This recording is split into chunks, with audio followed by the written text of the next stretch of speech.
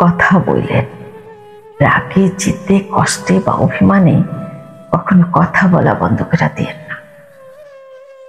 আমরা কতক্ষণ বাঁচব কেউ কি জানে? যার প্রতি ভীষণ অভিমান নিয়ে রাতে ঘুমাতে গেলেন, সকালে উঠে দেখলেন মানুষটা আর নেই। রাতের ওই শীতল নীরবতাই ছিল আপনাদের শেষ কথা। বাকি জীবন আর ঘুম হবে বলেন? কত শত মানুষের আক্ষেপের নরকে পড়ে যাচ্ছে প্রতিদিন। কাছের মানুষটাকে শেষ কথাটা না বলতে পারার আক্ষেপ, কাছের মানুষটার শেষ কথাটা শুনতে না পারার আক্ষেপ। কথা পুষে রাখেন না, বলে দিয়েন। কথা পুষে রাখার জিনিস না।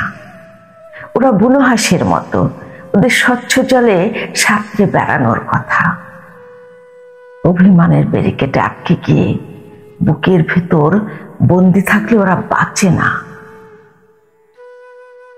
ঠোঁটের খামি করে কথাদের আর প্রাপকের কাছে পৌঁছে দিয়ে এই মুহূর্তে এক্ষুনি।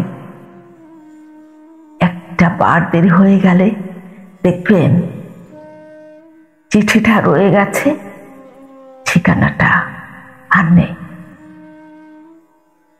চিঠিটা রয়ে গেছে, ঠিকানাটা আর নেই।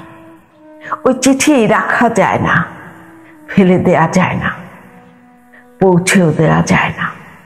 পুরো একটা জীবন বুক পকেটে ঠিকানাবিহীন চিঠির ভার বয়ে বেড়ানো বড্ড যন্ত্রণার, বড্ড যন্ত্রণার, বড্ড আফসোসের। ওই চিঠি রাখা যায় না, ফেলে দেয়া যায় না, পৌঁছে দেয়া যায় না। পুরো একটা জীবন, পুরো একটা জীবন বুক পকেটে ঠিকানাবিহীন চিঠি ভার বয়ে বেড়ানো বড্ড যন্ত্রণার, বড্ড আফসোসের।